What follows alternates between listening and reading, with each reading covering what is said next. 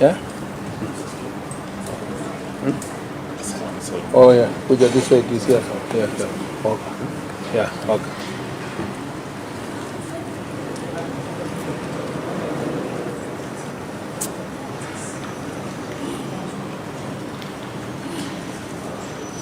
Let me know when you are ready.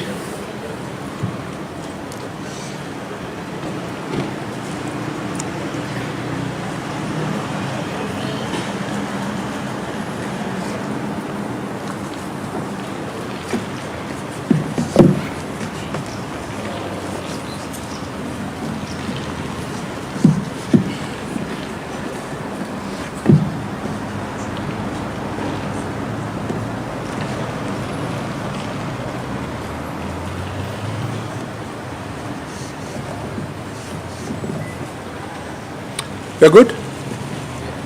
Yeah? Thank you very much.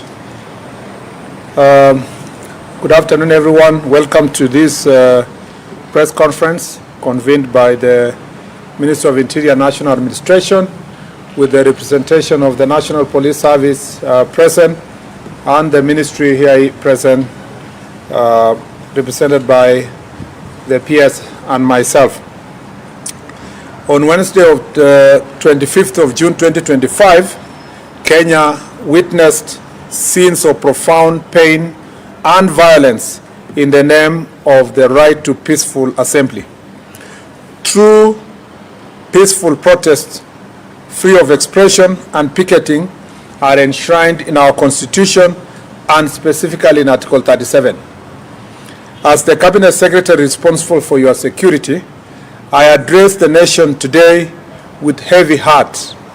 Let me right from the outset express my deepest sympathy to every Kenyan who endured suffering during yesterday's protest. To the families of those who suffered harm, both members of public and security personnel who bore the brunt of violence, and those whose livelihoods were shattered, your needless pain is our collective sorrow. The suffering inflicted upon you remains a stain on our national conscience. What unfolded yesterday was not a protest. It was terrorism disguised as dissent. There was no peaceful demonstration. It was riots, chaos, and anarchy. Let me therefore state unequivocally that we condemn the criminal anarchists who, in the name of peaceful demonstrations, unleashed a wave of violence, looting, sexual assault, and destruction upon our people. More than 10 Kenyans were killed. Investigations are ongoing on the numbers and the circumstance that this happened. Over 400 were injured. Close to 300 are police officers. Some left with injuries they will carry for the rest of their lives. Key government installations and offices were targeted. At least 9 police stations were attacked, 5 of which were torched, including Dagoretti, Molo, and Olkalau, to name a few. 88 police vehicles were destroyed. A total of 27 national and county government vehicles were destroyed, and 65 civilian vehicles parked in various police stations, including a school bus, were burnt. The criminals were aiming at the officers on duty. They were after guns in the armories and the police uniforms. 5 firearms were stolen in Dagoretti Police Post, Kiambu County, while 4 were burnt at Kashui Police Post by the very criminals who hid behind the pretense of a peaceful protest. Government offices, including courts, national government and county government offices, were looted and burnt. Businesses worth billions of shillings were massively looted. The criminals targeted kiosks, supermarkets, electronic shops, hotels, and restaurants, among others. I have just come this morning from inspecting some of the looted businesses in the bus station, OTC, Nyamakima, and it is very painful. I met young hustlers, older hustlers, women, young men, youth, and different cadre of business people who were actually shedding tears as they explained to us the suffering they have gone through, with the entire businesses being wiped, and most of these businessmen and businesswomen and youth, young business persons, were actually borrowed money from banks, and some of them from Shylocks, to just carry out their businesses. And now everything is looted and destroyed, and they have to start afresh.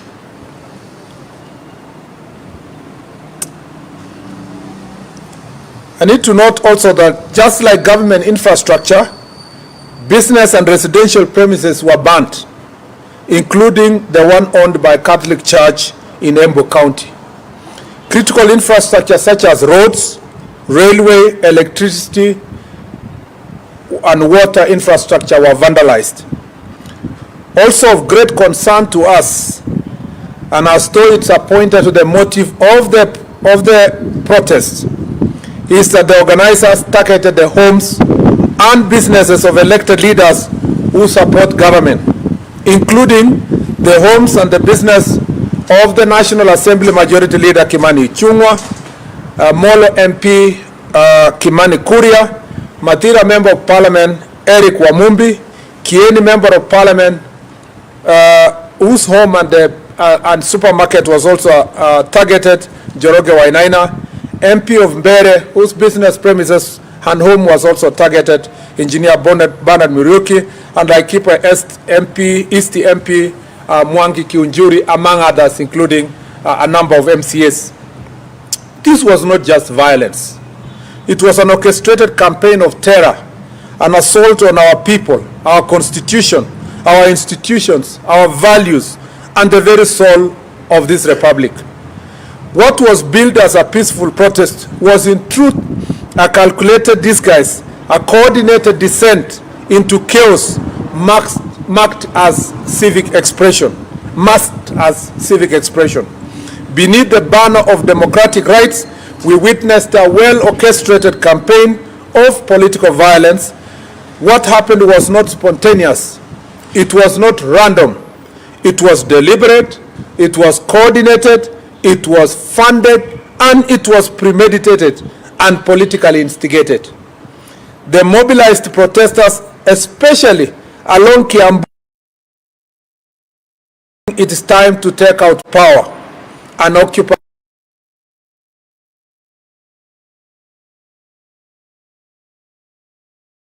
properties of politicians and civilians allied to government and innocent civilians who were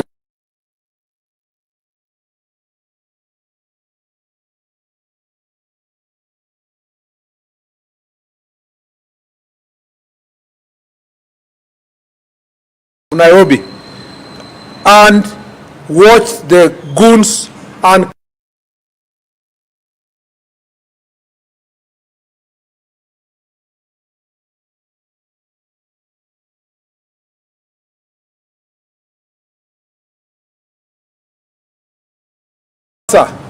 to the recently promised, and were accompanied by law enforcement officers. This is what was envisaged in Article 37 of our Constitution. The Inspector General of Police, through the Directorate of Criminal Investigations, is carrying out investigations to apprehend and bring to justice the organizers and financiers and this well-orchestrated campaign of violence. And I want Kenyans to rest assured that the government will pursue justice relentlessly on behalf of all the affected citizens. No person will be spared regardless of their political or financial status. I know it's been promised before that every time such violence is meted on citizens in the name of protesting, promises have been made before that criminals will be charged. I want to say, for avoidance of doubt, that the Inspector General of Police will follow the Constitution to the letter, and all these criminals will be arrested and investigated. I must say that sitting here in the command center yesterday, I managed to see some of those videos and cameras that have picked some of these criminals. And I have no doubt that we have enough evidence to make sure that these looters, including the financiers, including the vehicles that were bringing money in the name of protest, giving money to protesters in different corners of Nairobi, especially in Mwindibungu Street, I believe that those criminals will be arrested, they will be charged. Those who stole guns from Dagoretti police station, and those who torched police stations and people's houses, people's businesses, looted them, we are going to have to do a very massive mop-up so that we can be able to arrest them. But it is important to note that the wheels of justice don't only depend on the police. It's also important for us to appreciate that the judiciary have a very important responsibility to protect the citizens of this republic. More often than not, every time this situation happens, either these protesters are given very favorable bail terms, or sometimes they are even released on free bond. It is up to the judiciary to decide if they want a country of law and order, or they want anarchy akin to what we saw yesterday. And as I said in my statement, recently, a section of church leaders and a section of diplomats went public and asked the Inspector General of Police not to stop anyone who wanted to come to town to protest. It is now clear that there was no protest, it was chaos, anarchy. Parliament was being targeted and State House was being targeted. Those who planned this chaos had a very premeditated plan. They shared that plan, including online, and the plan was to take the symbols of authority and democracy, our symbols of democracy in the Republic, which is Parliament and State House, to make sure that they show that they have achieved some sort of a regime change. So this is nothing to do with protests. This is nothing to do with freedom of expression. It was an unconstitutional attempt to change the regime of this republic. And this is therefore, yesterday what the police did to foil was they were able to foil an attempted coup. Our security agencies exercised remarkable restraint amid extreme provocation. I want to say this to the brave officers injured while protecting Kenyans' property, key installations, including Parliament, Judiciary, and State House, against rioters and no doubt hired thugs. We feel your pain and sacrifice that embody the truest expression of patriotism. It is now urgent for us as a nation. I just wanted to say before I read my last paragraph that I know that no church member, and I repeat, there will be no bishop, neither Catholic nor Anglican or any other church leader who will come public to defend the police. I know that for sure. Nobody will speak about how the police were attacked, injured, and suffered immense pain as a result of the various. Nobody will do so. I also know that no diplomat will come to public to defend our police, because it is not in their interest for Kenya to be a safe nation and to be a prospering country with full democracy. All those people would prefer anarchy, chaos, at the expense of peace. And since there is no one who is going to defend our police officers, I want to speak authoritatively here. I thank you, our police officer, for a job well done against extreme provocation.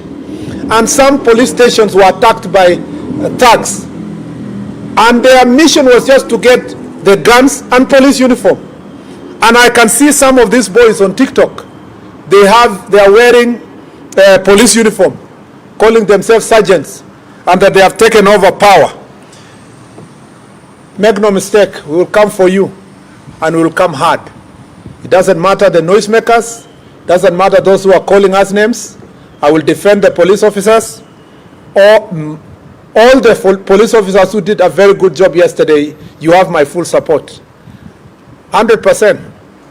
Even if you need a lawyer or you need anything, you have my back, and you have the back of this ministry, and I have your back actually, and I have your back, and the ministry has your back, and the government has your back. If you are a police officer and you are being threatened with some character saying that you committed any excesses, there is no police officer who committed any excess yesterday. Police officers foiled a coup, and they deserve our defense. They don't carry guns as toys. When you threaten a police officer, you want to kill them. When you target an armory in a police station, when you steal guns, when you ban guns, when you ban a police station, you want us to celebrate you and bring you a birthday cake. We must be serious as a country. And as long as I have this responsibility, a policy responsibility of speaking on behalf of our police officers, we must defend them, because it is now clear the coup plotters are not sleeping. And while they were going around campaigning against policemen for the last 3 weeks, their campaign was not a genuine campaign for the reform of police officers. They wanted to sufficiently scare us and scare the police officers so that they can have a free passage to commit the crimes that we saw yesterday. If it was not for the police officers, we would not be having this country today. We would not be sitting here to make statements. And therefore, our police officers have my full support, and I will defend them against all the orchestrated attacks that want to paint police officers as if they are lesser human beings and not daughters and sons of this republic. Therefore, it is urgent as a nation to put in place a legal framework that operationalizes Article 37 of the Constitution to ensure that demonstrations are carried out in an orderly manner. This entails providing sufficient information on the planners, purpose, day, time, and demonstrations routes, among other details, to enable the police to provide adequate security and to ensure that the demonstrations are not happening in areas that will inconvenience other Kenyans who do not want to take part, including traders and other business people. We urge all citizens to reject and denounce violence. We must deny criminals the chance to exploit legitimate grievances. We welcome dialogue with all stakeholders, including the youth, grassroots voices, traders and business leaders, civil society, and other religious groups to address systemic issues that affect Kenya. Kenya's strength lies in our unity. To those who seek chaos, our resolve to protect our motherland is unbreakable. To peaceful citizens, the government stands with you. I thank you. Thank you very much. I will take perhaps 3 questions. You introduce yourself, your name, and the station. Let me move 1, 2, and the third. 1, 2, 3. Proceed. Thank you very much, Waziri. My name is Emmanuel Tom from Citizen TV. Just 2 questions. One, you mentioned that this was politically instigated. You have names that you're working with. You have the names that you think are the sponsors. Number 2, for the families that were affected, those who lost millions of shillings, are you going to compensate them? Is the government going to do something to help them come back again? Okay.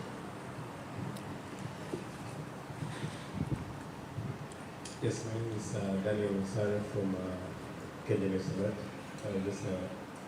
We've seen the families that lost their loved ones, cried to the government at City Mortuary.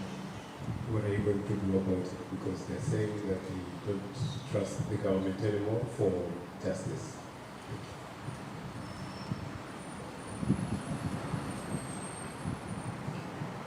Good afternoon. My name is Ian Kitani from K24. I have two questions. One, we saw situations, for example, in Eldoret where police officers allegedly were escorting goons who were attacking those who were protesting. And number two, just to emphasize on what was said, you mentioned coup plotters those were exact words. Will you probably give us names? Thank you.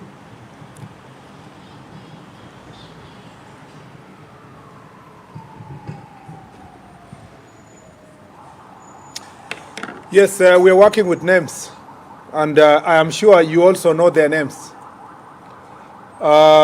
We know that it is not my responsibility as a cabinet secretary to investigate any individual specifically. But of course, from the reports we get, you can see clearly who are the coup plotters. You can also see it from the pattern of the areas where the protests were violent and intense, that there was an outright misuse of people who would have been, so to speak, political supporters, turning them against the rest of the citizens to make sure that you reign chaos and terror. Particularly of great concern is in Nyeri, where the Member of Parliament of Mathira was specifically targeted, his home, and the Member of Parliament of Kieni. And this pattern has continued from last year, and now there has been a specific pattern of the coup plotters targeting certain political leaders whom they think they are not giving them political support. That is why you saw Kiunjuri's home, Kimani Ichung'wah is being targeted, and the Molo Member of Parliament. Just to, terrorists, how they operate is that they instill fear.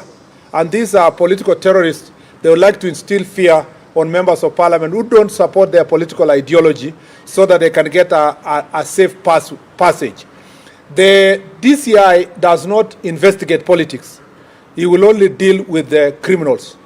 And those criminals who will be caught, they invaded a police station, the shops, they provided financial support to criminals, paid them, ferried them.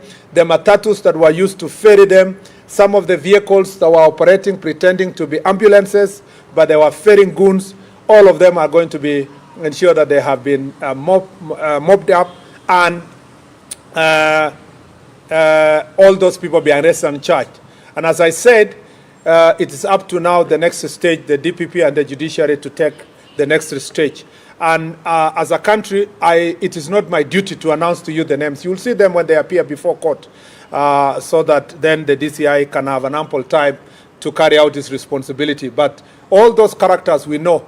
This is not, let me say this, the problem we were facing yesterday is not about justice. It's not even justice about families who lost their loved ones.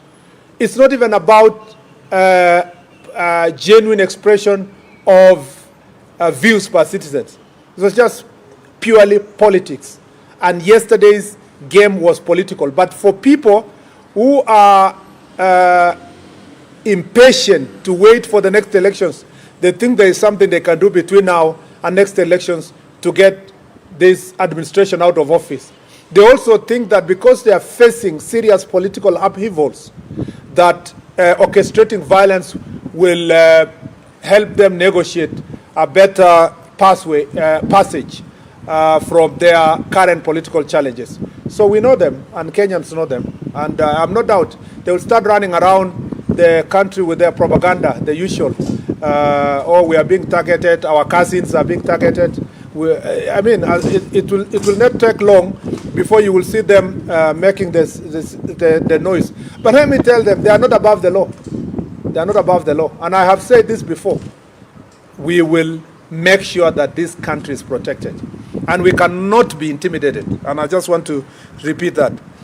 And then, unfortunately, the people of Kenya, through Parliament, have not put aside budget for compensating those whose properties are destroyed and looted through such occasions. And we do not have budgetary allocation as a government to do so.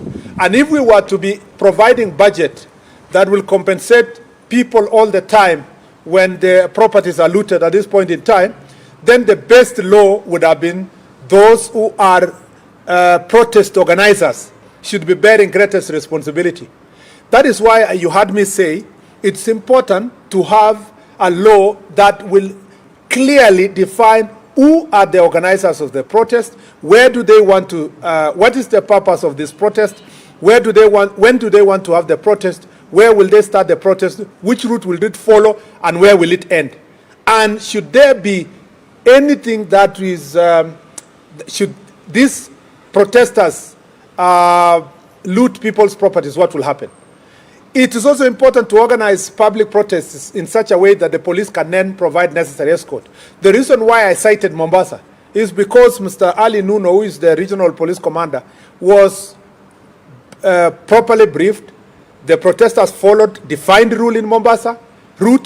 They started at 10, they finished at 12.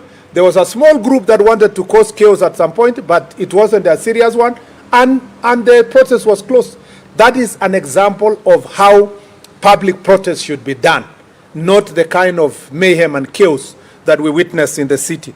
And therefore, unfortunately, the government of Kenya does not have a budgetary allocation from Parliament that takes care of any form of compensation. That does not mean that the government of Kenya is not feeling the pain of the businesses. When I went to OTC today and the bus station, and all of us as a team when we went there, you saw, I met a lady who lost her husband 7 months ago, and she has loans, and she has, this business she's running was worth about, the capital required is about 200,000.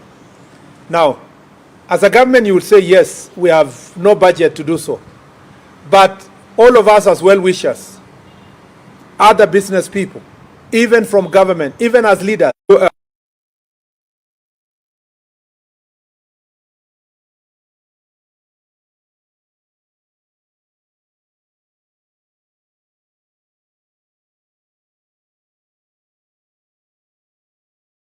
see the most vulnerable ones, what can you do to help them in such a difficult situation?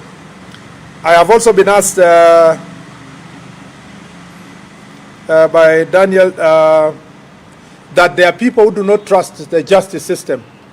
Unfortunately, this is our country. And that's why when we tell all the protesters that let's make protests peaceful, let's protect our nation, there is no other country. The same people who will say today, we don't trust our justice system, are the same people whom when we say we want to regulate protests, they will say, no, you cannot regulate our right. It's important that protests are regulated.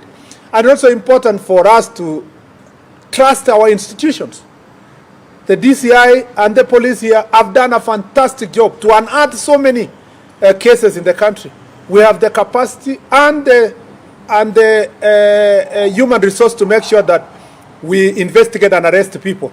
And that's why I'm saying we will arrest. We have arrested already some who were arrested yesterday. Some will be arrested today. Some will be arrested over the weekend. But we want to make sure that all those people who are prosecuted, there is enough evidence, and we want to request the judiciary to work with us and work with the police, National Police Service, to ensure that all those characters are brought to justice. On the question of some people being escorted by the police who are goons, we will be happy to receive also reports from citizens to record statements so that if there will be such incidences where there was infraction on any part of government officer, of course it will be investigated in the right manner. But by and large, yesterday was a great success in terms of the police work, even though the destruction that went all the way to almost midnight. All these goons who were brought all the way from Muranga, some of them were brought from Nyeri, some were brought from Kirinyaga, most of these goons were left in town. Some were left in Thika Road. And so as they were going back home, they caused immense havoc last night in Thika town, looting people's businesses, mugging people, robbing people in Thika town, and some on their way to Kajiado also caused a lot of havoc on their way. So, and the police were really overwhelmed because now they are doing some of this work in darkness, especially some who on the onset of this darkness, they came back to the roads to try to rob motorists and other citizens. It has not been easy when such number of goons and criminals and thieves and thugs and robbers are concentrated in one area, collected by these politicians. It's not easy for the police officers to be able to maintain law and order. I think that we have given you sufficient. Unless any last question, preferably from a lady. Yeah, there's a lady on the left there.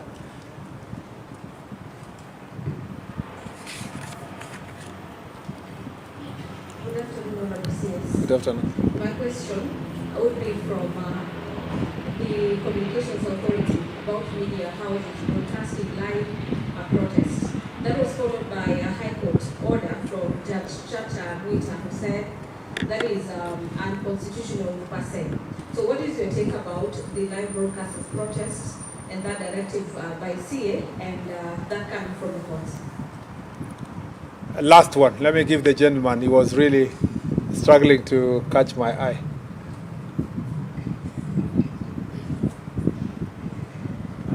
Good afternoon. My name is Fred Kabani from the Standard Video.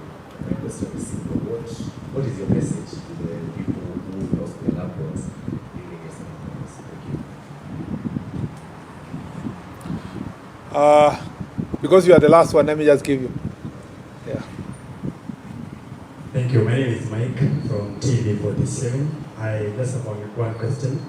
Perhaps how many police officers were injured yesterday? And do you think there is a ploy to attack police officers during these protests? Since the Kenyans have been furious about police officers in the recent past, are they safe during these protests? Thank you. Thank you very much. First, let me, on the communication, on the live broadcasting, there is nothing wrong with live broadcast per se, because we also, our media enjoys freedom. We have the freedom of media in this country. The biggest problem with live broadcasting, having watched a number of them, media stations yesterday, is the idea that media becomes the center of mobilization for some of these protesters. In fact, most of the media houses are working very hard during the onset of protest, telling people, oh yeah, wengine wamekuja, sasa tayari ndio hawa. They interviewing people, they still tell them, what do you tell those who are still at home? You see, they are participating, directly in mobilizing people to come. But what was even of greater concern to me is some of the media stations whose their job was directing the protesters. And they are saying, oh, now they are in Thika Road. As soon as they converge with the ones in Kiambu Road, the possibility is that they will pass through museum and State House will be very near. You see, that is really very irresponsible journalism. Of course, the gentleman from Standard knows that Standard now has stopped being a newspaper.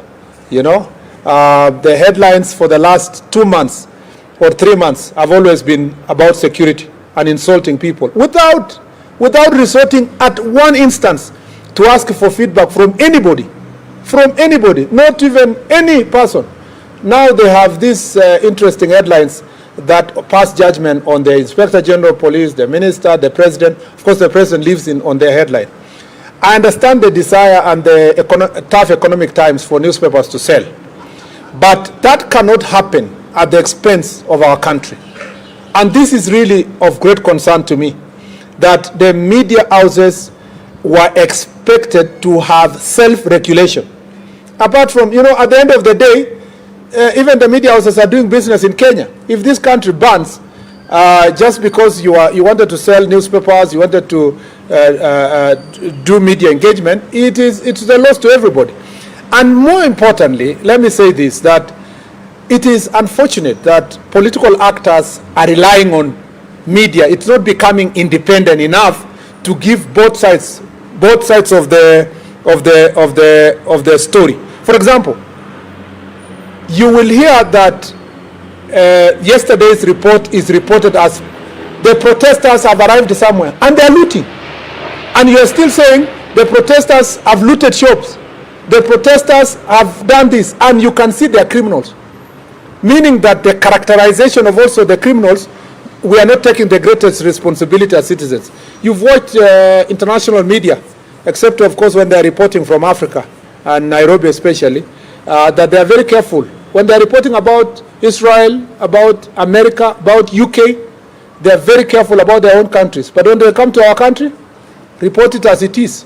And some of the reporters are so happy, they think they have achieved because they are being cheered in Western countries. They think it's very nice to come and report about your country negatively. This is the issue. That is the question we should be asking ourselves. The question of closing or not closing depends on the circumstance. You have to weigh between national interest and also the individual interests of media houses. The national interest at any given time will be weighed. And if it's necessary to close a media house so that you can serve the nation, of course you do it. You know that media played a critical role in 2007, 2008 post-election violence, and that some media houses were indicted for the role they played. We are not going to wait until they are indicted. We have to take precautionary measures to ensure that we protect the country. And that is important, that we do so. Unfortunately, I don't want to discuss about Justice Mwita, because when the chips are down, when the courts in Kikuyu were banned, a court order is not there to save the courts. When 2007 and 2008 violence happened, nobody looked for the Chief Justice that you swore in the president. It is the people who held offices like mine who are held responsible. So it's my duty first to take care of my country. It is easy. I can suffer a court order. I can pay for a court order and so forth, but I cannot pay for people's lives when they die. And I cannot return back the nation when it becomes a pariah state taken over by hooligans and gangs. So I would rather appear before a judge in a still working country and explain why I made a particular decision than to doubt myself and say I cannot make this decision, and then tomorrow there is no country. There is even no judge to explain to. Because when this country burns, Justice Mwita and myself will all be the same.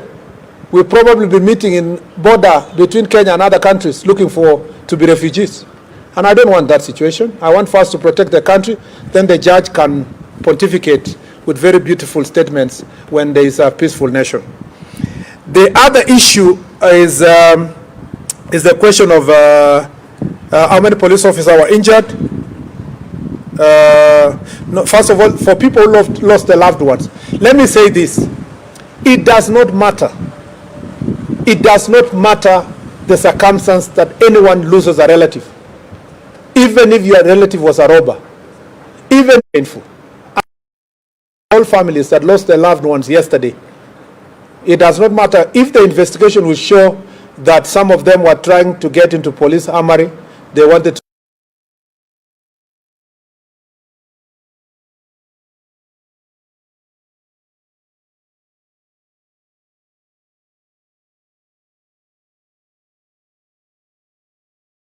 to their families, and we want to say that we feel your pain.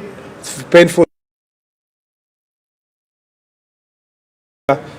Persons were innocent, to ensure that necessary investigations are done and justice is served in every situation. How many police officers were injured? There are 300 police officers who were injured, and about 100 civilians. So total of 400 people were injured. And it is true that from yesterday's protest, there is a particular pattern, and again in particular constituencies, where police stations are being targeted. And I suspect the banning of police stations was supposed to help the coup plotters make a statement that there is no country and that there is no authority. So that is why you see they want the guns and they want police uniform.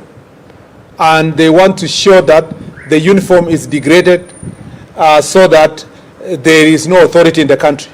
That is the entire mission of what happened yesterday. And therefore, as I said, we will take firm action to ensure that the nation is in safe hands. And I think with all those many remarks, unless IG, you just want to say one word? Yeah, just say one word. Yeah. Thank you very much, Waziri. Maybe let me start by saying that I also join my Waziri in condoling with the families that lost their loved ones yesterday, during yesterday's fracas. And number two, I want to say that we appreciate our brave police officers who did a sterling job yesterday by ensuring our country remained secure, despite the many challenges that were there. I also want to wish them a quick recovery. There are over 300 police officers who are also injured, who got injuries yesterday, life-threatening injuries. I want to wish them well, and also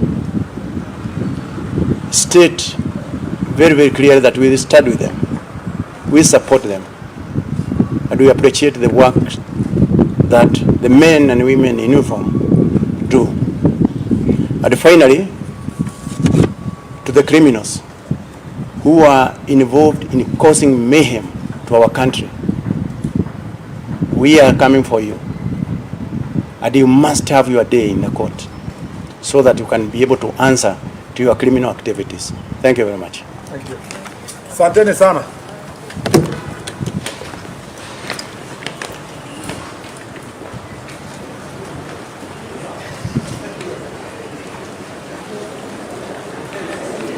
Awesome.